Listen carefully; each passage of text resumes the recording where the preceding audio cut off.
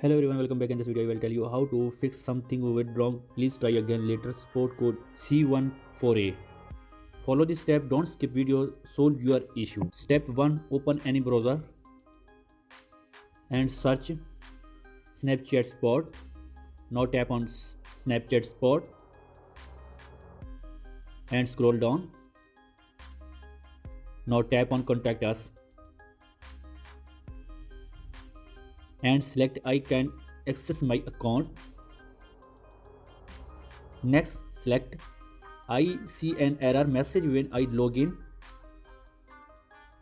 and waiting few minutes and scroll down. Now tap on still need help. Tap on yes and fill form. Enter Snapchat username and enter your device Gmail and enter your Snapchat account phone number and select your mobile device.